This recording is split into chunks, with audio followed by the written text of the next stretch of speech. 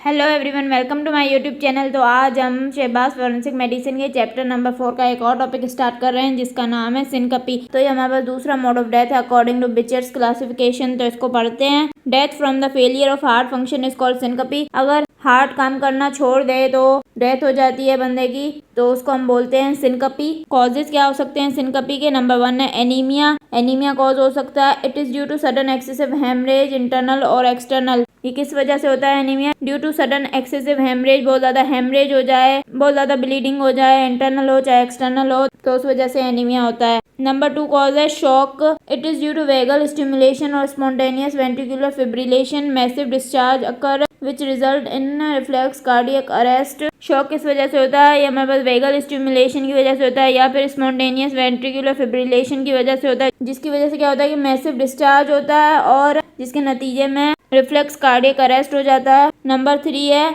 एस्थीनिया। This is weakness of cardiac musculature, example fatty degeneration, aortic regurgitation, myocardial infarction etcetera. Asthenia तीसरा cause है। ये किस वजह से होता है? कार्डियक मस्कुलेचर की वीकनेस की वजह से होता है। एग्जांपल क्या है? फैटी डिजेनरेशन हो जाए, कार्डियक मस्कुलेचर में एओर्टिक रिगर्गिटेशन हो या मायोकार्डियल इंफार्क्शन हो।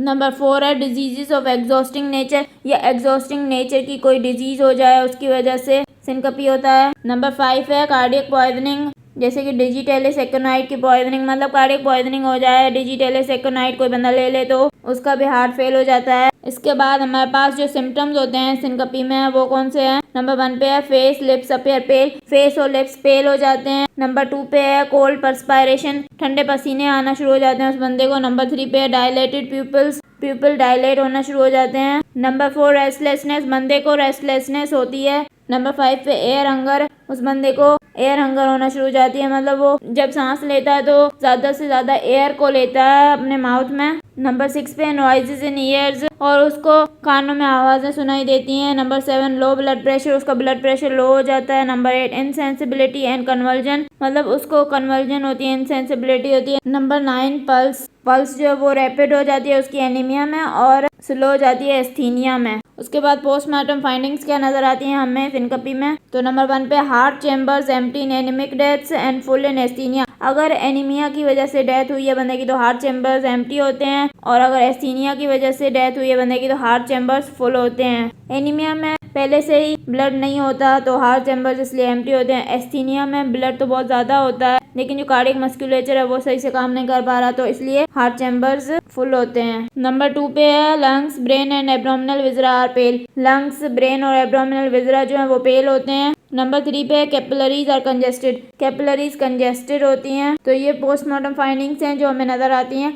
अगर आपको मेरा लेक्चर पसंद आया तो प्लीज मेरे चैनल को सब्सक्राइब करें, लाइक करें और बेल आइकन को प्रेस करें। Thank you.